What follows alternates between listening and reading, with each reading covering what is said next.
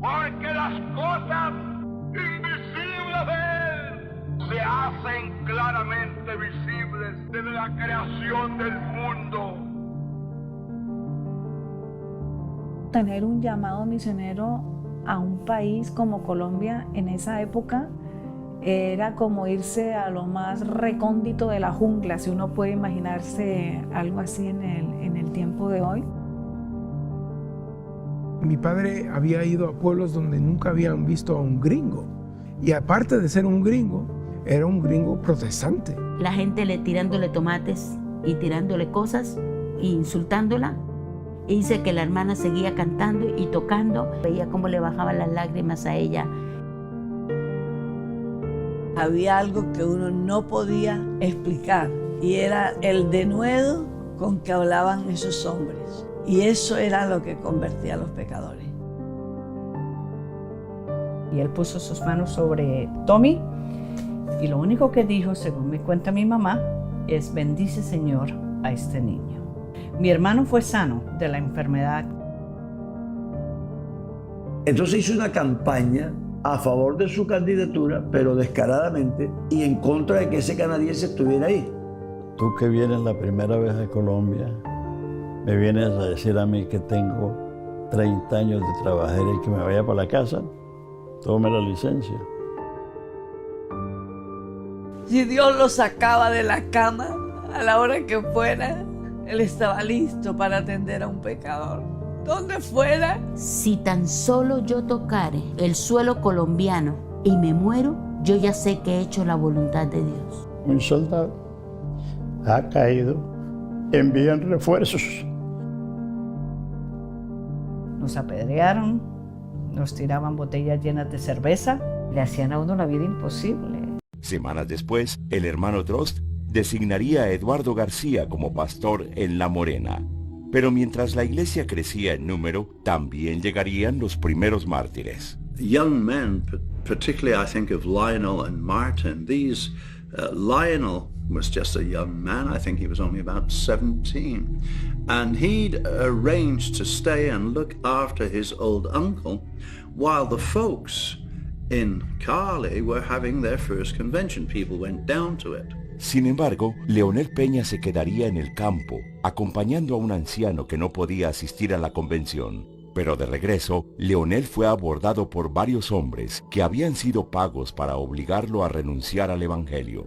Lo amarraron y comenzaron a pegarle y decir que niegue a Jesús, y él no voy a negar a Jesús, y agarraban los machetes y lo picaban un poquito así y nada. Y finalmente lo amarraron detrás de un caballo y lo arrastraron por muchos kilómetros hasta él estar bien reventado. Ahí le pidieron de que él negase, muriese en paz negando, y que él diese honra a la Virgen María. Y en vez de eso él comenzó a cantar: hay poder, poder, sin igual poder en la sangre de Jesús. Leonel sería brutalmente baleado. A las pocas semanas de su muerte, el hermano Drost recibiría la visita de uno de los asesinos. Él estaba cambiando la llanta de la camioneta y vino uno y dio la vuelta varias veces a la camioneta de mi papá a caballo, y ahí le preguntó: ¿tú eres el gringo misionero?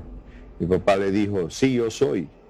Y fue él que le contó la historia a mi papá de cómo aconteció, y él dijo: yo fui uno de ellos. Y él dice: yo no puedo dormir de noche porque yo siempre estoy oyendo que él dice: hay poder en la sangre de Jesús, hay poder en la sangre de Jesús. El crimen se repetiría, pero esta vez con Martina Darbe, quien se había casado recientemente con una joven llamada Alicia Mejía. Same thing, almost the same thing. They threatened him with death unless he gave his faith up. He wouldn't. They shot him. His wife was down there in Cali working so that he could work in the mountain as an evangelist around the people. But they shot him dead. When Ruth heard it, his wife was there praying at the altar. She had to go over and tell this young lady, recently married, that her husband had been killed by the gunmen up there. The persecution was intense. Casi un año después, matarían a 7 hermanos en Tesorito mientras celebraban un culto, incluyendo a la madre de Alicia Mejía, viuda de Martín. Los vecinos vieron a 18 hombres armados aproximándose a la casa. Diciendo hacerlo en nombre de la ley, mataron a todos, excepto a uno que pudo escaparse. Los asesinatos fueron brutales, los cuerpos acribillados con balas. 2 simpatizantes fueron asesinados junto con 5 creyentes. Los hermanos Eva Mejía, Ángel Marulanda, Jesús Gómez, Leonel Avendaño y Herberto Marulanda. El hermano Drost quedaría horrorizado al ver el número de balas que se encontraron en sus cuerpos. Y la madre de la otra hermana Alicia, ella también murió. Ellos le mataron una noche.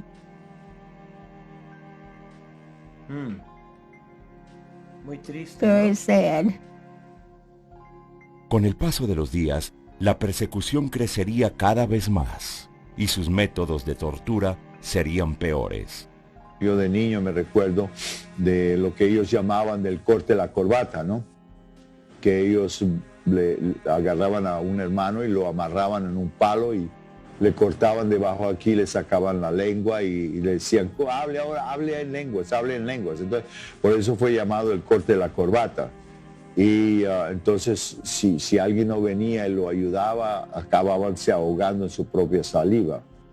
Y me recuerdo hasta mi papá hablando sobre algunas personas algunas hermanas que estaban en cinta que les habían cortado la barriga y les habían sacado el niño y les habían maltratado en una forma bastante grave.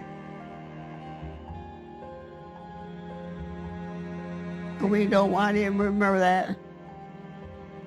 It was too terrible. Una tragedia similar ocurriría a los pocos meses en la ciudad de Pereira.